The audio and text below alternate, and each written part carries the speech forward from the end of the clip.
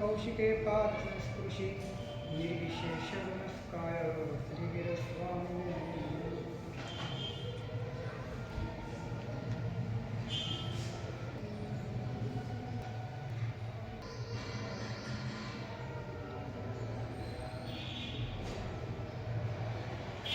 समस्त पुरुषार्थ एनु केंद्र बिंदु मन है। मन पर पुरुषार्थ करवा माटे वाणी है, मन पर पुरुषार्थ करवा माटे काय योग है, मन पर पुरुषार्थ करवा माटे निमित्तो है, मन पर पुरुषार्थ करवा माटे अनुष्ठानो है। समस्त पुरुषार्थनु एपिसेंटर मन है अने मन पर जे पुरुषार्थ करवानो है ए मुख्यत्वे पुरुषार्थ मन ने बाळवा माटेना साधनों ए साधनों ने सिद्ध करवामां मन ने हजी एक वखत राजीपो है, परंतु मन ने जे साध्य में रूपांतरित करवानुं छे, जे साध्य में एने समर्पित करवानुं छे ए साध्य माटे मननो एटलो राजीपो नहीं होतो, एटली तैयारी नहीं होती, एटली समझण नहीं होती अने एना कारणे जे साध्य ने सिद्ध करवा माटेना साधनों बताड्या छे ए साधन मन माटे बंधन बनी जाए छे। कारण के साध्य ज्यां सुधी जागृति में आवतुं नथी त्यां सुधी साधन पण साधननी रीते काम करतुं नथी। माटे समस्त पुरुषार्थ ए मनने उपयोग में रूपांतरित करवानी प्रक्रिया उपर जोर आपवाथी बाकीना तमाम साधनोनी साधनता वास्तविक रीते तमारी साथे जोड़ाय छे।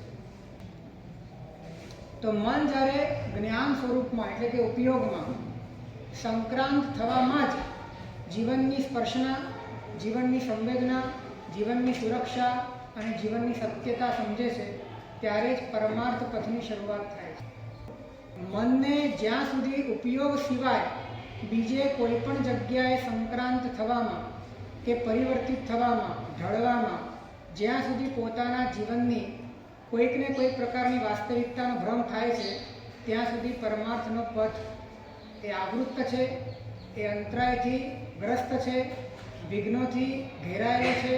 कारण के हजी फंटावा माटेनी बधी ज शक्यताओ तमारा भीतर में है, केम के પોતાના સ્વરૂપ સિવાય, પોતાના ઉપયોગ સિવાય, પોતાના તત્વ સિવાય અન્યત્ર તમને ક્યાંક આધાર ભાસે છે, સુખ ભાસે છે, સ્પર્શના કરવી ગમે છે, એમાં તમને સત્યતાનો આભાસ છે, તમને જીવન લાગે છે, ત્યાં સુધી જીવનની દિશા તમારી બહિર્મુખ છે અને જ્યાં સુધી એ બહિર્મુખતા છે ત્યાં સુધી મોક્ષ માર્ગની શરૂઆત થતી નથી.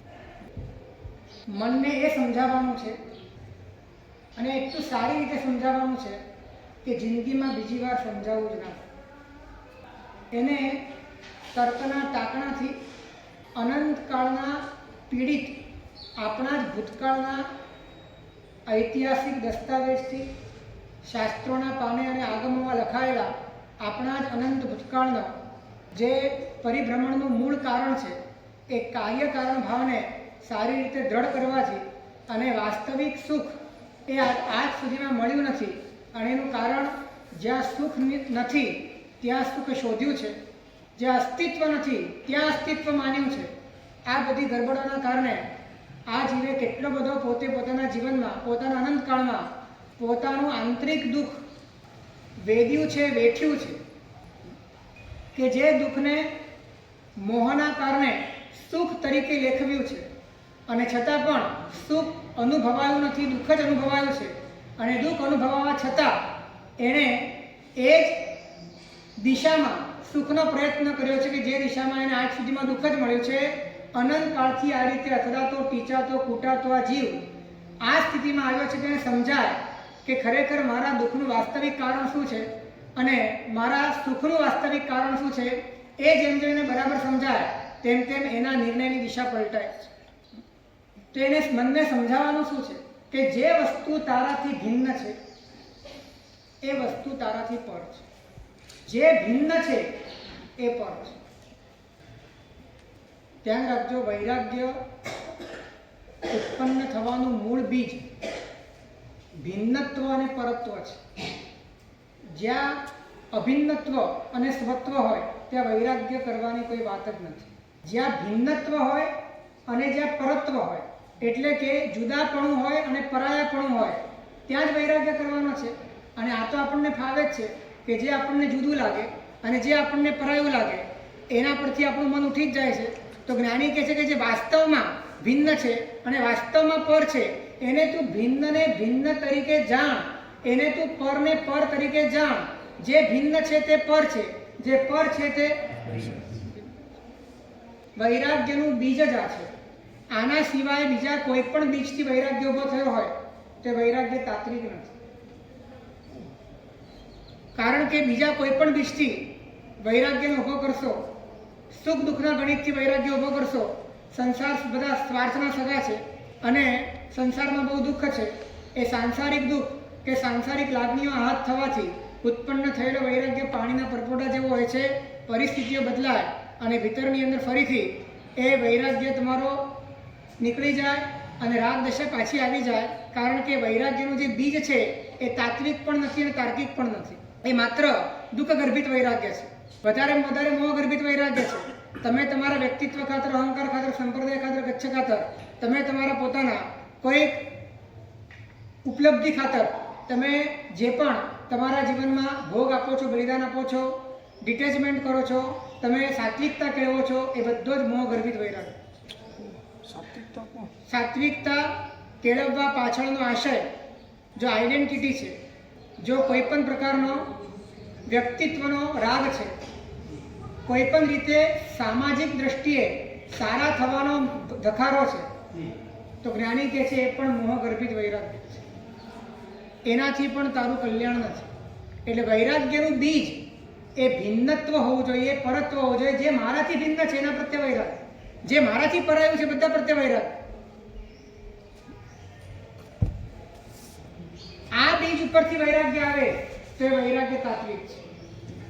તો પછી કદાચ તમને પ્રશ્ન આવે કે દેવગુરુ ધર્મ પણ ભિન્ન છે, દેવગુરુ પણ ભિન્ન છે ને એના પ્રત્યે વૈરાગ્ય હોય કે ના? તો ભિન્નથી ભિન્ન થવા માટે કામ લાગે છે, માટે ભક્તિ.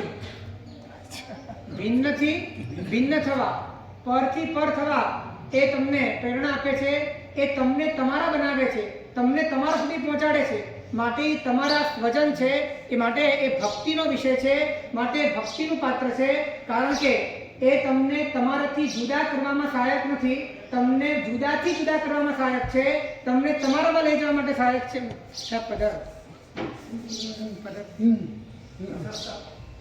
એટલે પ્રશસ્ત છે. એટલે પ્રશસ્તતા માત્ર આલંબનના કારણે પ્રશસ્તતા નથી, આશયના કારણે પ્રશસ્તતા છે. એ ખાસ ધ્યાનમાં રાખવા જેવું છે. એટલે અરિયન પરમાત્મા મળ્યા એ ઉત્તમ આલંબન છે, ગુરુ મળે નિગ્રંથ એ ઉત્તમ આલંબન છે. માત્ર આલંબન મળે અને એ આલંબન પ્રત્યેનો રાગ થાય એટલા માત્રથી પ્રશસ્તતા નથી, પરંતુ એ આલંબનના માધ્યમે તમે તમારા પોતાના ભીતરમાં સ્વ અને પરનો વિવેક કરવા માટે સમર્થ બનો, અને વિવેક કરવા માટે એમનો ઉપયોગ, એમનું આલંબન, એમની વાણી અને એમનું સ્વરૂપ તમને કામ લાગે તો જ્ઞાની કહે છે તો પછી એમના પ્રત્યેનો રાગ એ તારા માટે પ્રશસ્ત છે. નહીં તો એવો પ્રશસ્ત રાગ અભવ્ય પણ કરી લે છે. અભવ્ય પણ આલંબનને લઈને પ્રશસ્ત રાગ કરે છે, પણ આશયને લઈને પ્રશસ્ત રાગ નથી કરી શકતો.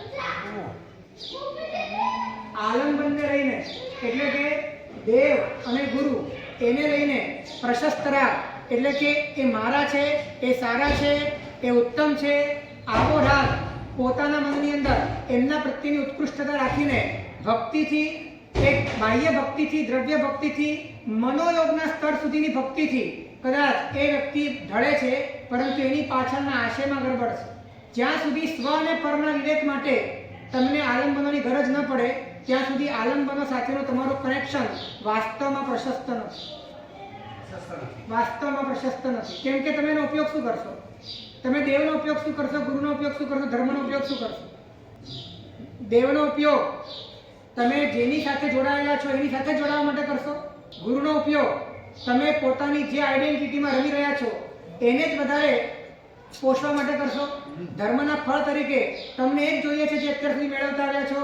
તો જે વિવેક થવો જોઈએ, જે ભેદ થવો જોઈએ, જે શુદ્ધિ થવી જોઈએ, જે પુરુષાર્થ થવો જોઈએ તો થતો નથી. માટે એ આલંબન સાથેનું જોડાણ એ વાસ્તવમાં વ્યવહારથી અથવા તો ઉપલબ્ધ રીતે અથવા તો વિષયથી અથવા તો આલંબનથી પ્રશસ્ત કહેવાય, આશયથી પ્રશસ્ત. એટલે માત્ર સારા આલંબન મળી જાય એટલા માત્રથી આપણે તરી જઈએ એવું હોત તો અનંત કાળમાં અનંતી વખત તીર્થંકરોનું સાનિધ્ય મળ્યું છે, અને સાનિધ્ય પણ પાછું પ્રત્યક્ષ મળ્યું છે. સમવસરણમાં ગયા છીએ, દેશનાઓ સાંભળી છે, સાવ નજીક બેઠા છીએ, આલંબન મળ્યા છે, પણ એ આલંબન જે આશયથી સ્વીકારમાં આવવા જોઈએ, જે આશયથી એમની વેવલેન્થમાં કનેક્ટિવિટી થવી જોઈએ, એ વેવલેન્થથી, એ આશયથી, એ ઇન્ટેન્સિટીથી આપણે જોડાયા નથી. સ્વ અને પરના ભેદ વિજ્ઞાનની મુખ્યતાપૂર્વક જ્યારે દેવ ગમે, જ્યારે ગુરુ ગમે અને જ્યારે ધર્મ ગમે ત્યારે જે વાસ્તવમાં પ્રશસ્ત બને.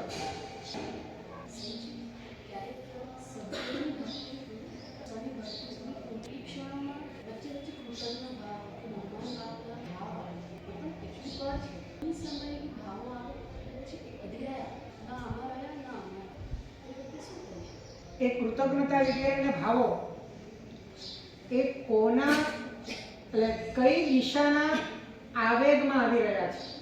એટલે કે સદગુરુ પ્રત્યેના આલંબનની મુખ્યતા પૂર્વકના રાગથી કૃતજ્ઞતા આવી રહી છે, કે પછી સ્વમાં સમાઈ જવાની અને પરથી સમેટાઈ જવાની પોતાની આંતરયાત્રાના એક પોષક તત્વ રૂપે સદગુરુ પ્રત્યેની આંતરિક ભક્તિ ઉછળી છે અને એના કારણે કૃતજ્ઞતાનો ભાવ આવ્યો છે. કૃતજ્ઞતાના ભાવની પાછળ પણ આંતરિક આશય શું છે બહુ મહત્વનો છે. એક વ્યક્તિગત રાગ હોય અથવા તો પોતાનો અહંકાર પોષાયો હોય અથવા તો પોતાની સાધક તરીકેની સ્થિતિ ઊભી થઈ હોય, પરંતુ આંતરિક સ્વ પરના વિવેકની વાત ભૂલાઈ ગઈ હોય, પછી જે કૃતજ્ઞ ભાવ આવે છે એ કૃતજ્ઞ ભાવ કદાચ તમારા માટે અંતરાય પણ બની શકે. પરંતુ જે કૃતજ્ઞ ભાવ તમને વધુ ને વધુ અંતર્મુક્તામાં લઈ જાય, વૈરાગ્યમાં લઈ જાય, તમારા ભીતરમાં નિર્મળતા અને નિર્લેપતાનું સામ્રાજ્ય ઊભું કરી દે, જે કૃતજ્ઞતાનો ભાવ સંસારના સમગ્ર પરિબળો પ્રત્યે તમને ચૂપ થવાનું અને મૌન થવાનું શીખવે, એ કૃતજ્ઞ ભાવ એ સ્વપરના વિવેકની પોતાના ભીતરમાં જાગેલી અત્યંત નિર્મળ ધગશના બીજમાંથી ઉત્પન્ન થયેલી છે. આવી કૃતજ્ઞતાની જરૂર છે. મારા ગુરુ મારી પર ઉપકાર કરે એ ગુરુનો કૃતજ્ઞતાનો ભાવ એને અભિવ્યક્ત કરવાનું મન મને સામાજિક દ્રષ્ટિએ થાય અને એ કૃતજ્ઞતાના ભાવની અભિવ્યક્તિમાં ક્યાંક ને ક્યાંક મારા ભીતરમાં મારા અને પરાયાપણાનો ભાવ જાગે તો સમજવાનું કે મારી દિશા જ ખોટી છે. મારા અને પરાયાપણાનો ભાવ એટલે કે મારા ઉપર જેમનાથી ઉપકાર થયો એ ગુરુ મારા અને સૌથી સારા અને બાકી બધા પરાયા. આ પ્રકારનો વ્યક્ત કે અવ્યક્ત રીતે પોતાના ભીતરમાં સંશ્લેષજનક પરિણામ ઉત્પન્ન થયો હોય તો સમજવાનું કે કૃતજ્ઞતાની પાછળનું પણ કોઈક તંત્ર એ મોહથી સંચાલિત છે, એ માર્ગથી સંચાલિત નથી. કોઈ વ્યક્તિને ગુણ જો તો અમારે બીજાને ખબર નથી તો નથી. હા, તો જ્યાં ગુણને લઈને બીજાના ગુણને લઈને પણ એના વ્યક્તિત્વનો મહિમા નહીં, પરંતુ એના ગુણને લઈને પણ પોતાની અંતર્મુક્તતા માટેનો પ્રયાસ થાય, પોતાના ભીતરમાં બધું ને બધું બહિર્મુક્તતા તૂટે એ રીતનો પ્રયત્ન થાય. આખા વિશ્વની 10 દિશામાંથી જ્યાં જ્યાં સારું દેખાય ત્યાં દરેક જગ્યાએથી પોતે શીખીને પોતાના ભીતરમાં અંતર્મુક્ત થવાનો પ્રયત્ન કરે તો એ માર્ગસ્થતા છે. નહીં તો આ જીવને ક્યાંક ને ક્યાંક પોતાનો ઓટલો બાંધવો ગમે છે. હે, અરિહંત ભગવાન એ ભગવાનની ભગવત તત્વની પરિપૂર્ણતા છે.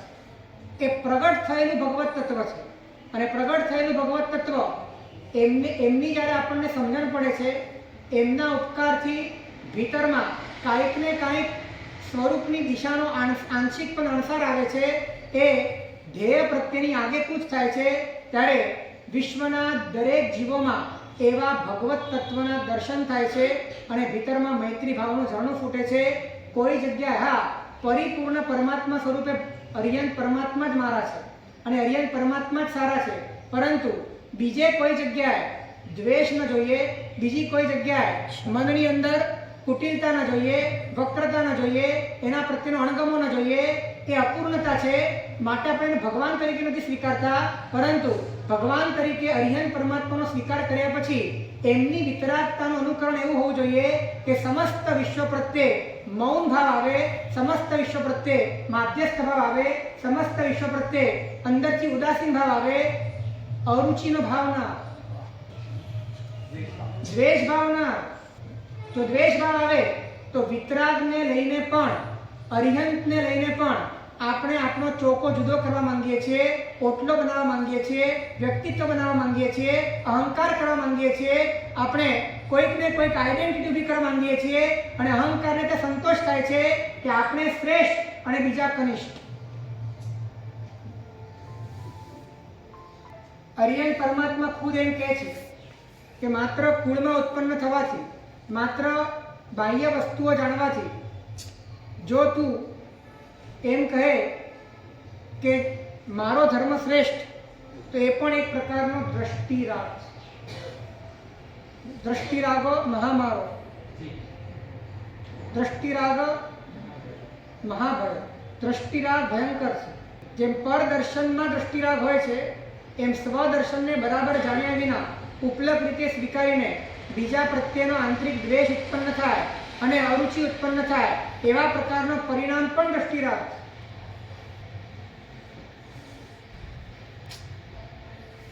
કારણ કે વિતરાગના મર્મને, વિતરાગના ભાવને, વિતરાગની સ્થિતિને, વિતરાગની પરિપૂર્ણતાને, વિતરાગના માર્ગને અંદરથી સમજવા માટેનું કૌવત જ્યારે નથી આવતું, ત્યારે આપણે એ જ ચાલ રમીએ છીએ જે અનંતકાળમાં રમતા આવ્યા છે. આપણને એ જ જોઈએ છે કંઈક મારું મળે, કંઈક મારું વ્યક્તિત્વ ઊભું થઈ જાય, કંઈક આઈડેન્ટિટી ઊભી થઈ જાય, આપણે ઊંચા થઈ જઈએ, બીજા નીચા થઈ જઈએ અને એના માધ્યમે આપણને અંદરથી અહંકારનો સંતોષ થાય. એની જ સતત ને સતત અંદરમાં તજવીજ ચાલતી હોય. એમાં કોઈ બેમત નથી કે અરિહંત પરમાત્મા દુનિયામાં સર્વશ્રેષ્ઠ છે, પણ એ સર્વશ્રેષ્ઠ અહંકાર કરવા માટે નથી, અંતર્મુખ થવા માટે છે. અહંકાર કરવા માટે નથી, અંતર્મુખ થવા માટે છે. એ એટલા માટે સર્વશ્રેષ્ઠ છે કેમ કે એવું પોતે માનતા નથી કે હું સર્વશ્રેષ્ઠ છું. કેમ કે સર્વશ્રેષ્ઠ માનવા માટેની પણ કોઈ વિશેષતા, કોઈ વિશિષ્ટતા, કોઈ ઉપલબ્ધિ એને પોતાના મનમાં, પોતાના ઉપયોગમાં લાવીને એ પર્યાયના આધારે જીવવાની બહિર્મુક્તાનો અંશ માત્ર પણ જ્યાં બચ્યો ન હોય, જ્યાં પોતે સંપૂર્ણપણે અસ્તિત્વમાં ગરકાવ થઈ ગયા હોય, જ્યાં માત્ર વિતરાગતાનું સામ્રાજ્ય ફેલાયું હોય, એવા પરમાત્માને પામીને આપણે અંતર્મુખ જ થવાનું હોય. આપણે શ્રેષ્ઠ છીએ એવું કહેવા માટે પણ ઊભા રહીએ એ વિતરાગતાનું અપમાન છે.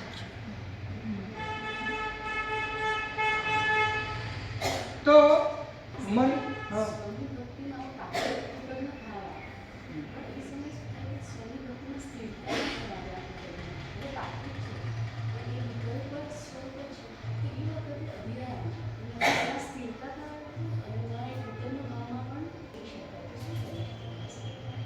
ત્યારે કૃતજ્ઞતામાં રાગનો અંશ કેટલો ભયો છે અને અંતર્મુક્તાનો અંશ કેટલો ભયો છે, એ બેનું પૃથ્થકરણ કરવું. અને જેમના પ્રત્યે કૃતજ્ઞતા છે એમના આશયની આજ્ઞા આપણા પ્રત્યે એવી છે કે આ રાગ છોડ અને અંતર્મુક્ત. એમના તરફની આજ્ઞા છે. પરમાત્મા મહાવીરની આજ્ઞા હતી ગૌતમને. અને વાસ્તવમાં કૃતજ્ઞતાનો ખરેખર સાચું પરિણામ એ છે કે એ તમને જે કહેવા માંગે છે, એ તમને જે સ્વરૂપમાં ઢાળવા માંગે છે, એ સ્વરૂપમાં વગર વિલંબે ઢળી જવું, એ જ વાસ્તવિક કૃતજ્ઞતાનો પુરસ્કાર છે. માત્ર તમે અટકી જાઓ, કોઈએ તમને માર્ગ બતાવ્યો, એને તમે થેન્ક યુ કીધું, પછી તમારે કરવાનું શું હોય?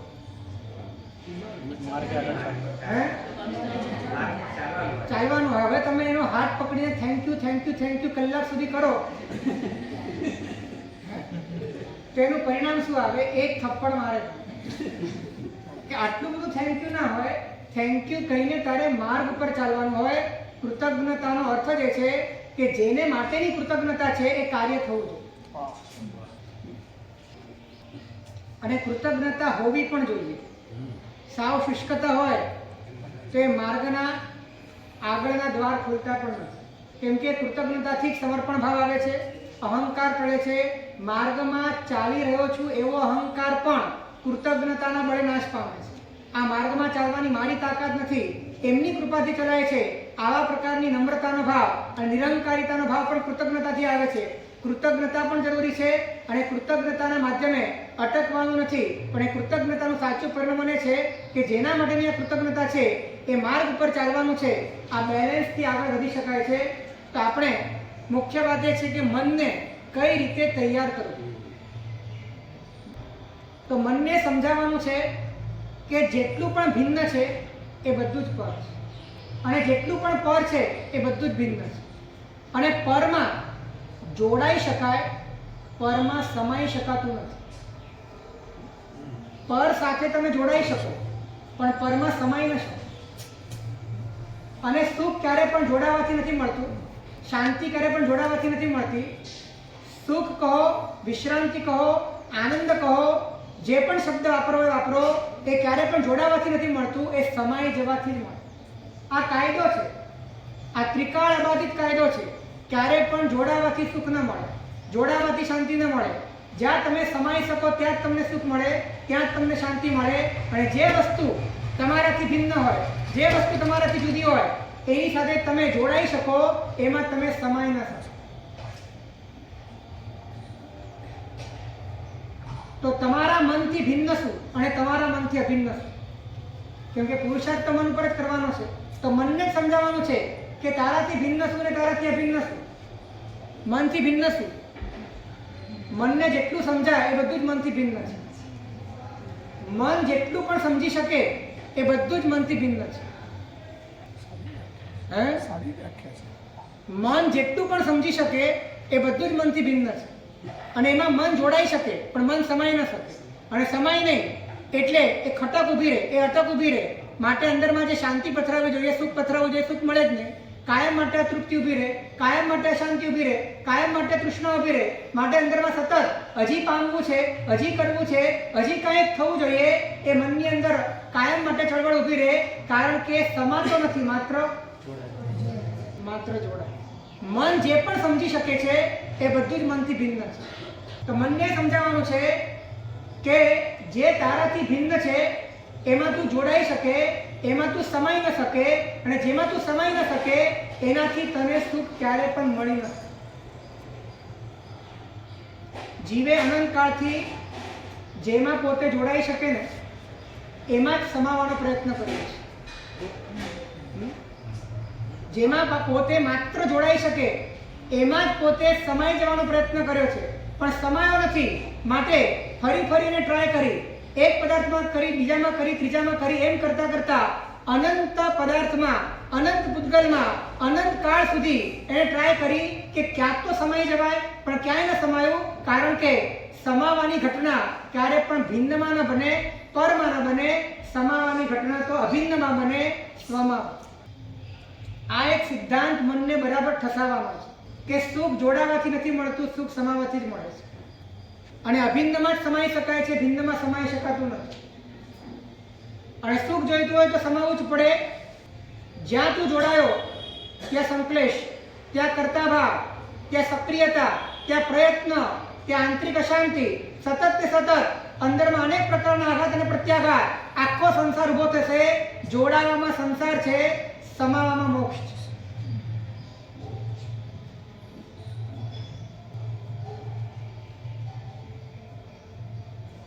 જ્યાં જોડાવાનું હતું ત્યાં સમાવવાનો પ્રયત્ન કર્યો, અને જ્યાં સમાવવાનું હતું તે જોડવાનો પ્રયત્ન.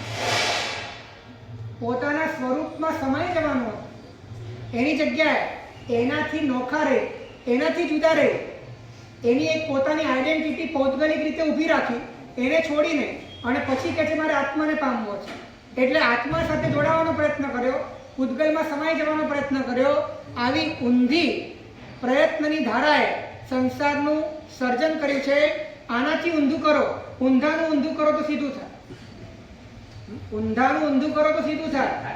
અને ઊંધાનું ઊંધું એ કરવાનું છે કે જ્યાં આજ સુધી સમાવવાનો પ્રયત્ન કર્યો છે ત્યાં સમાઈ શકાતું નથી, એ સમજવાનું છે. અને ત્યાં જોડાવાનો કોઈ અર્થ નથી, એ પણ સમજવાનું છે. કેમ કે જોડાઈને જો તમે સમાઈ નથી શકતા, જો તમે તમારું બનાવી નથી શકતા, જો તમારી સાથે સંબંધ કોનો ઊભો થઈ શકતો નથી, તમે અને બે વચ્ચેની દરાર, બે વચ્ચેનો અંતર શાશ્વત છે, એ ક્યારે મટી શકતું નથી, તો એની સાથે જોડાવાનો ફાયદો પણ શું? જ્યાં આપણે ક્યારે દ્રષ્ટિ નથી કરી, જે આપણું અભિન્ન તત્વ છે, જે આપણે જોડાઈ નથી શકતા, જે આપણે સમાઈ શકીએ છીએ, એવું જે આપણું જ પોતાનું ઉપયોગનું સ્વરૂપ છે, જ્ઞાનનું સ્વરૂપ છે, એમાં આપણે જોડાવું નથી, એમાં સમાઈ જવું છે.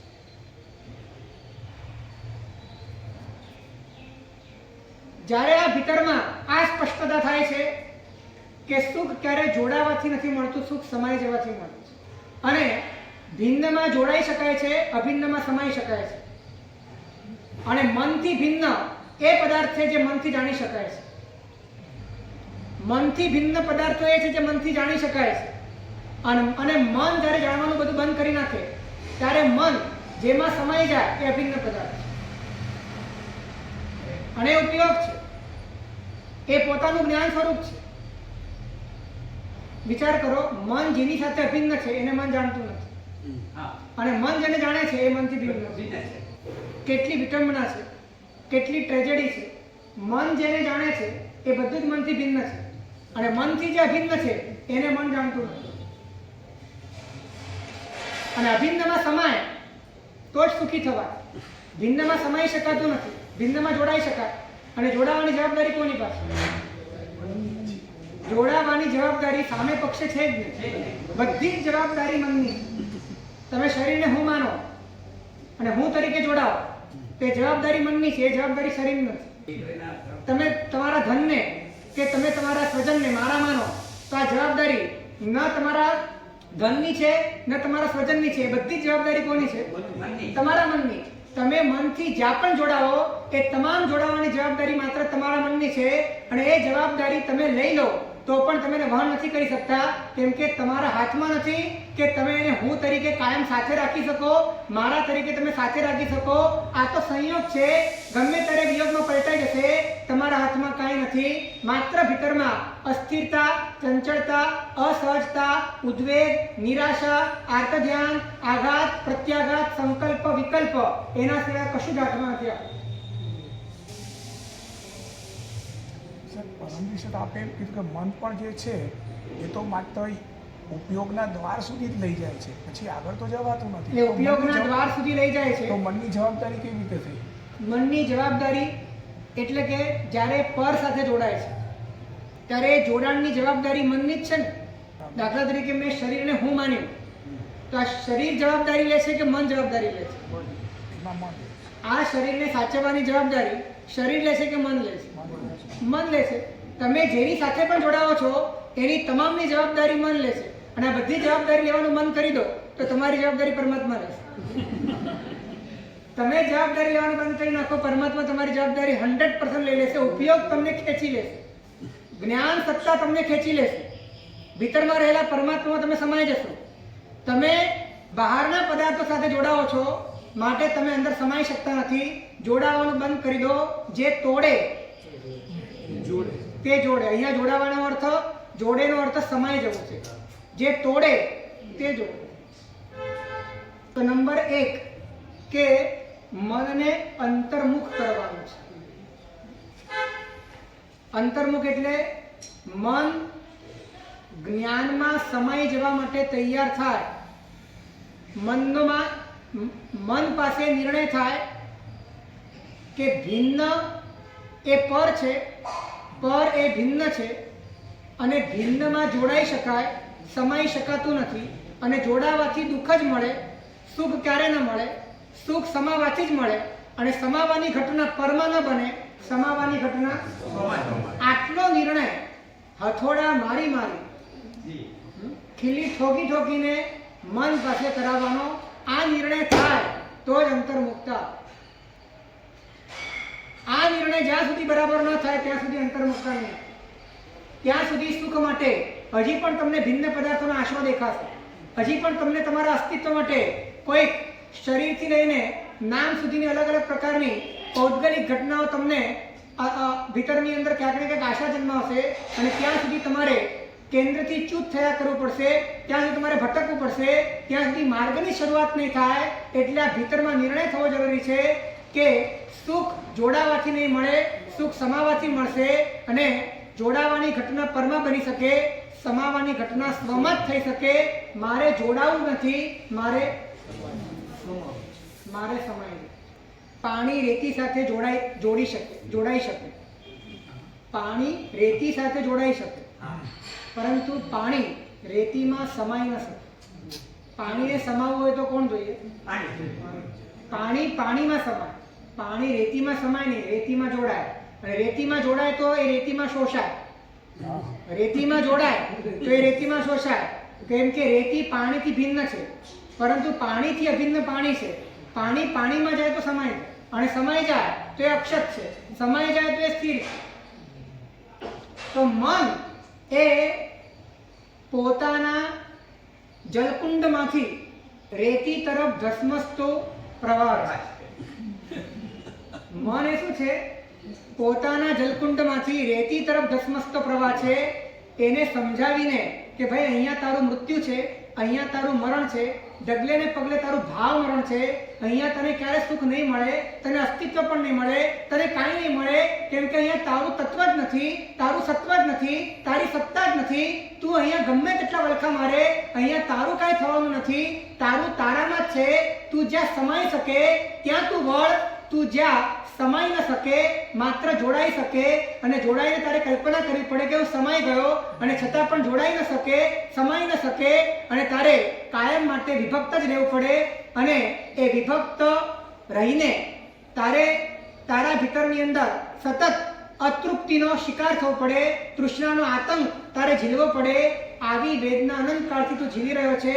હવે ચેત. અને તું ત્યાં વળ જ્યાં તું સમાય. તો મનને સમાઈ જવા માટે ગોપાલ નવપદમાં સમાઈ ગયો હતો. નવપદ શું છે? નવપદ એહી જ આત્મા. અને શ્રીપાલ રાજાના રાસમાં ચોથા ખંડમાં વાત કરી છે.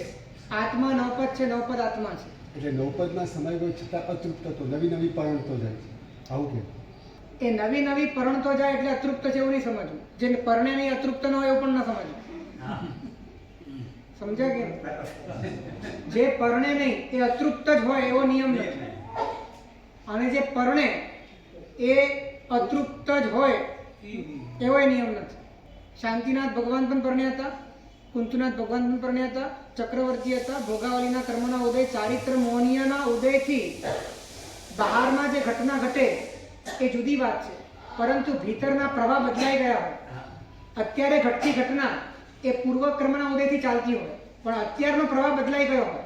અત્યારનો પ્રવાહ અંતર્મુક્તા તરફ હોય અને પૂર્વમાં બાંધેલા કર્મોના કારણે બહિર્મુક્તાના નિમિત્તો ચારે બાજુ ઘેરાઈ ગયા હોય. પરંતુ એ બહિર્મુક્તાના નિમિત્તો ઘેરાઈ જવા છતાં આખો પ્રવાહ બદલાઈ ગયો છે, માટે નિમિત્તો પણ બહિર્મુક્તા ઊભી નથી કરતા, અંતર્મુક્તા જ ઊભી.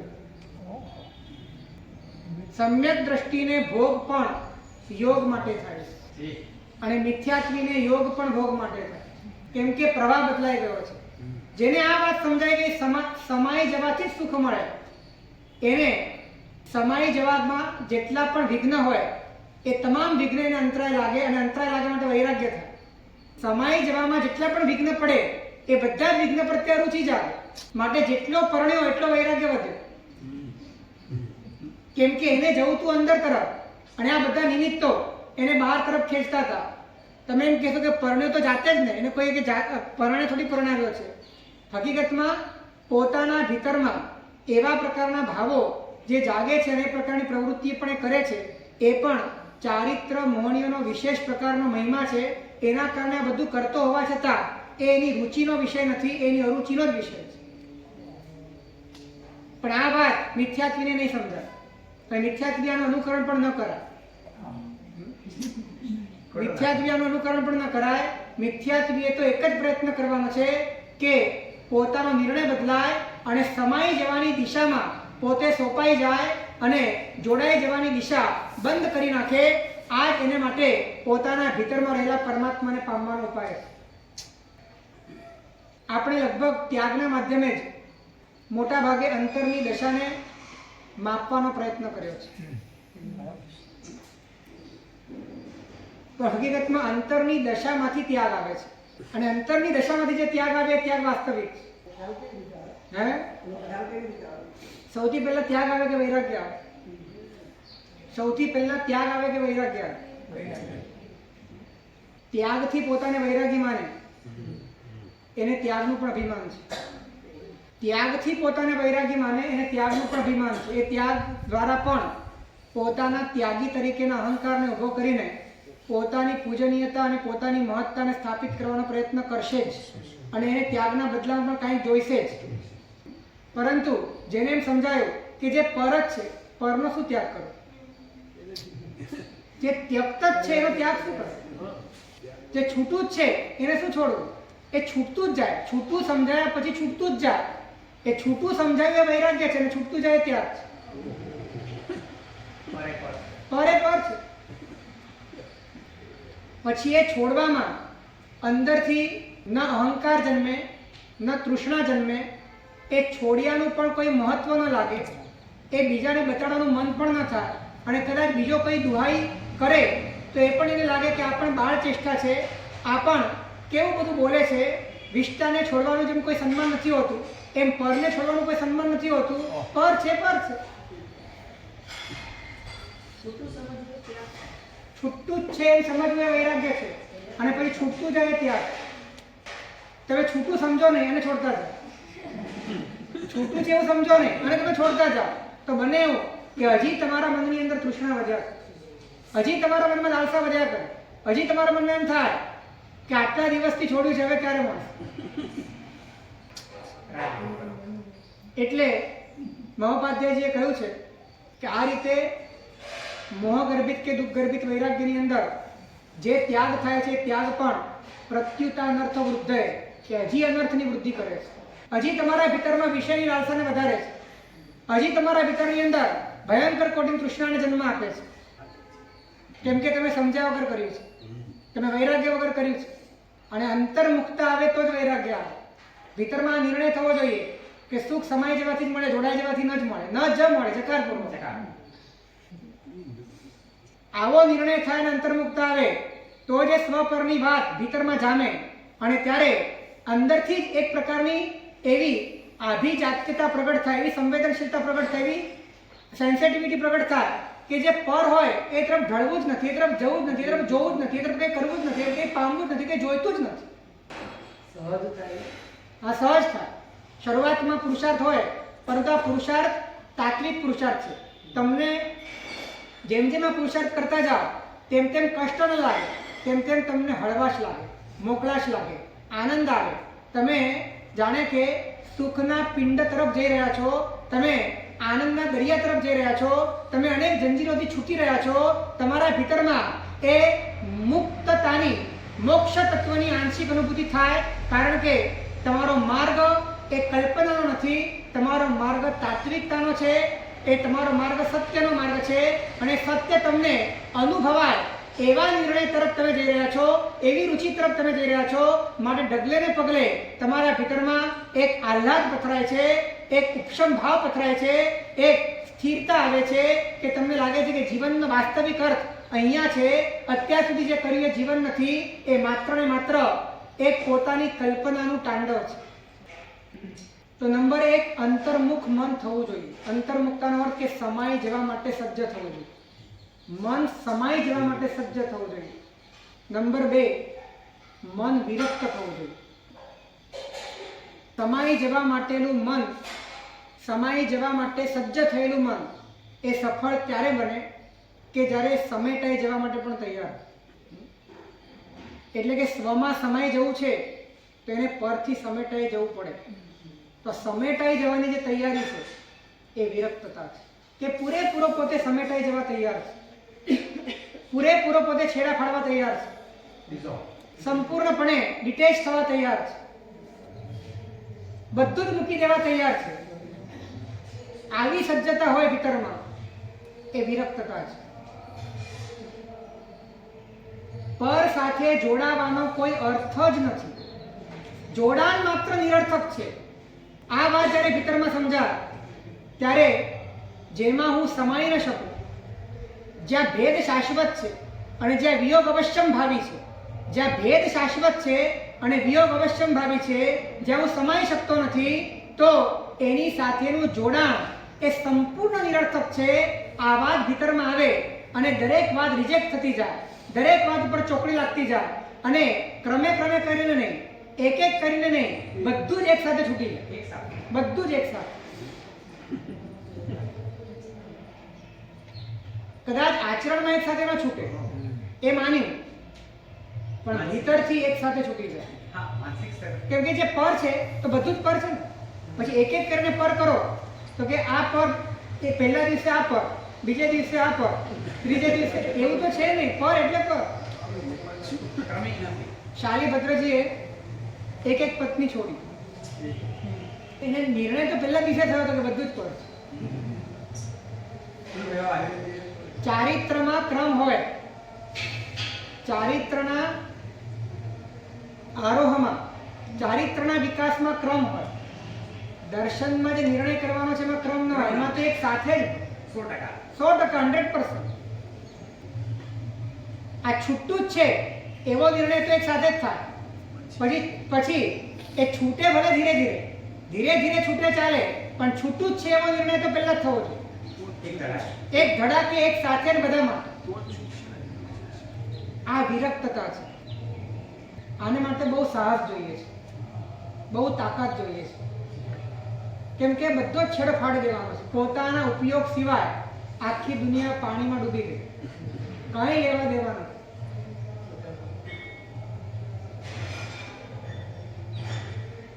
આટલી વિરક્તતા જો પેદા કરી શકાય તો જ અંતર્મુક્તાની યાત્રા આગળ વધી છે. સેજ પણ અટકવાનું સ્થાન ઊભું રાખ્યું, કેમ કે આ પરમાત્મા એવા છે કે એને તમારી 99.99% ભક્તિ પણ ચાલતી નથી. એને તમારું 100% બલિદાન જોઈએ છે. અને એ બલિદાન કદાચ તમારા કાયાના ક્ષેત્ર પર ન હોય તો એકવાર નિભાવી લેશે, પરંતુ તમારા રુચિના ક્ષેત્રે, તમારા નિર્ણયના ક્ષેત્રે, તમારી શ્રદ્ધાના ક્ષેત્રે, તમારી આસ્થાના ક્ષેત્રે ન હોય તે પરમાત્માના દ્વાર ઉઘડતા નથી.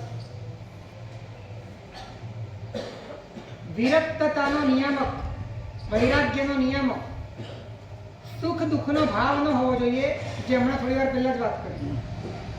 સ્વ પરનો ભેદ એ જ વૈરાગ્ય માટે નિયામક હોવો જોઈએ.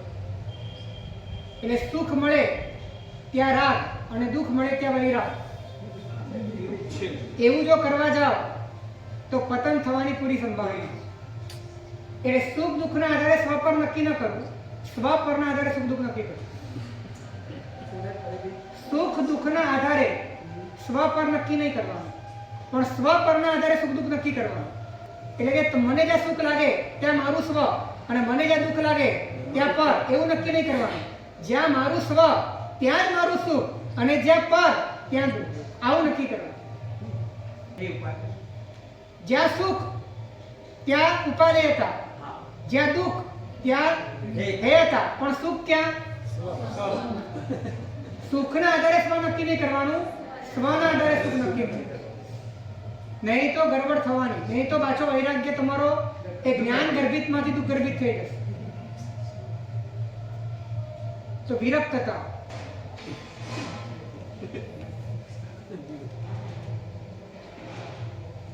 મારે કુલ 5 વાત કરવી છે, એમાંથી 2 વાત આજે થઈ. મનને તૈયાર કરવું. કઈ રીતે તૈયાર કરવું? તો મનને તૈયાર કરવા માટે મનને અંતર્મુખ કરવું. બીજા નંબરમાં મનને વિરક્ત કરવું. અત્યારે સૌથી મોટી સમસ્યા વૈરાગ્યની છે, અને વૈરાગ્ય ન હોવાનું કારણ અંતર્મુખતા નથી. કેમ કે કોના બલબૂતા ઉપર વૈરાગ્ય લાગે? કોને માટે લાગે? શેને માટે લાગે? માણસ પોતાને થોડી છોડે, અને જ્યાં સુધી એ ખબર ન પડે કે પોતે નથી ત્યાં સુધી પોતાને છોડવા તૈયાર થાય નહીં. અને પોતે જ્યાં સુધી એને દેહમાં જ પોતાપણું લાગે ત્યાં સુધી તો દેહને સુખ આપવા માટે, અભિમાનને પોષવા માટે, અહંકારના ઓટલા ચણવા માટે, વ્યક્તિત્વને સાચવવા માટે જાણે અજાણે પણ પ્રયત્ન થયા જ કરવાનો. જ્યાં સુધી એ અંદરની મૂળ ગાંઠ છૂટે નહીં, અને છોડવા માટે સ્વભાવનું આલંબન મળે નહીં, ઉપયોગનું આલંબન મળે નહીં, પોતાની પરમાત્મા દશાનું આલંબન મળે નહીં, પોતાની સત્તા એના તરફ પોતાના લક્ષ્યનો ખીલો ઠોકાય નહીં, ત્યાં સુધી પોતે પોતાના વ્યક્તિત્વને, અહંકારને, દેહને, દેહાભિમાનને, દેહાધ્યાસને તોડી શકે એવું બની શકે નહીં. વાતો કરી શકે, પરંતુ સ્વભાવના આલંબન વગર, અંતર્મુક્તા વગર વૈરાગ્ય આવે જ નહીં. આ કાયદો છે. અને જ્યારે અંતર્મુક્તા આવે, જ્યારે એ વાત ખબર પડી ગઈ કે સમય જવામાં સાર છે, જોડાવામાં માત્ર સંકલેશ છે, અને મારા જીવનનો સમસ્ત સાર સમય જવો છે, મારો બધો જ પુરુષાર્થ સમય જવા માટે કરવો છે, તો પછી વૈરાગ્ય એને સ્વાદિષ્ટ લાગશે, વૈરાગ્ય મધુર લાગશે, વૈરાગ્ય પોતાના કાર્યનું પ્રયોજન લાગશે, વૈરાગ્યથી પોતાની સિદ્ધિ થઈ રહી છે તેને સમજાશે. માટે વૈરાગ્ય પ્રત્યે પણ અભાવ જાગશે. વૈરાગ્ય પેદા કરનારા શાસ્ત્રો પણ અંદરથી ગમશે. વૈરાગ્ય પેદા કરનારા વાતાવરણ પણ અંદરથી એને સોરવશે, અંદરથી રૂચશે. અને માટે એ જેટલું ગમશે એનાથી વૈરાગ્ય હજી વધારે પુષ્ટ થતા અંતર્મુક્તાની યાત્રા પણ વધારે ગહન બનશે. તો 2 વાત આજે કરી. મન કેવું થવું જોઈએ? અંતર્મુખ થવું જોઈએ. અને નંબર 2, મન વિરક્ત, ડિટેચ થઈ જવું જોઈએ. અને ક્રમે કરીને નહીં, એક જ સાથે. કેમ કે ક્રમે કરીને પર નથી હોતું, એક સાથે. જો સ્વ ખબર પડી ગઈ કે સ્વ એટલે જ્ઞાન, સ્વ એટલે આત્મા, તો પછી પરનો અર્થ એના સિવાયનું જેટલું પણ છે બધું જ પર છે. અને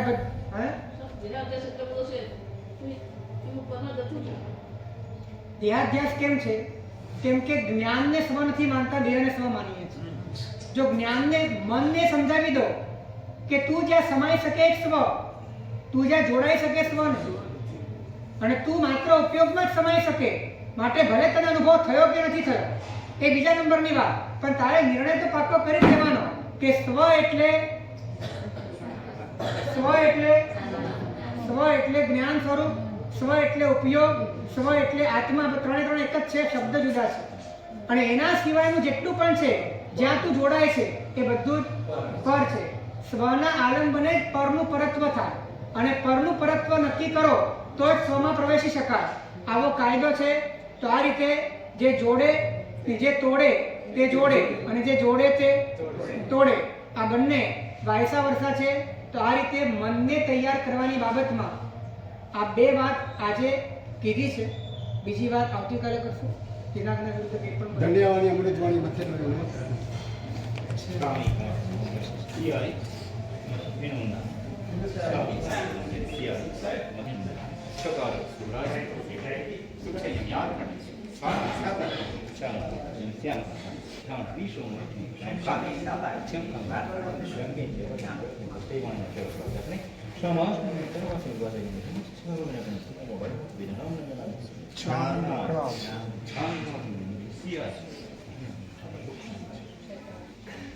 સર્વમંગલમાંગલ્યં સર્વકલ્યાણકારણં પ્રધાનં સર્વધર્માણાં જય હિન્દ જય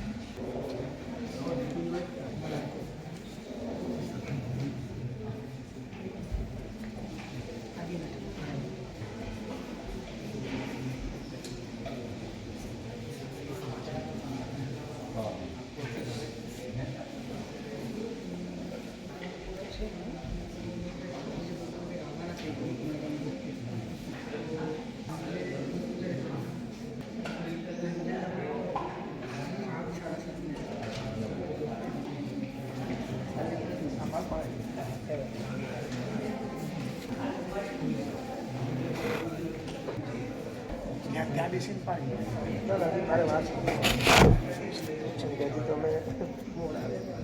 કાંઈ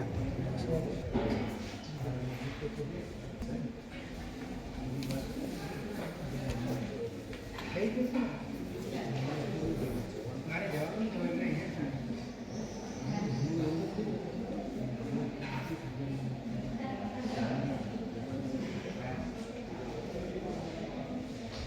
આપણે પેઢી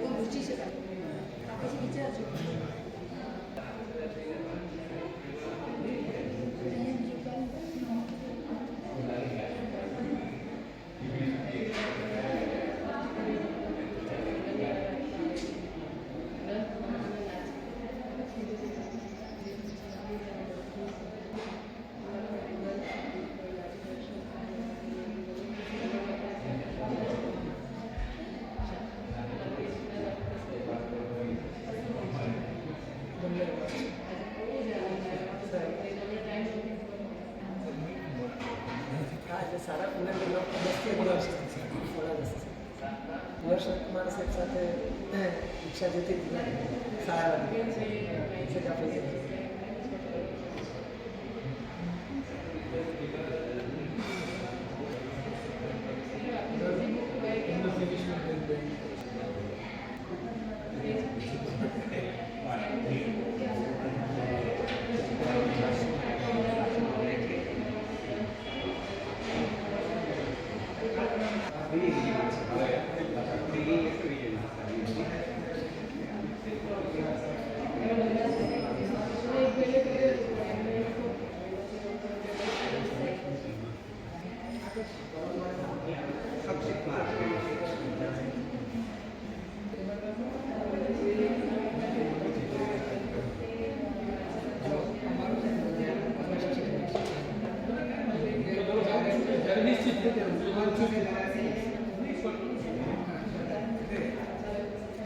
કોઈ બોલ નથી કરતા.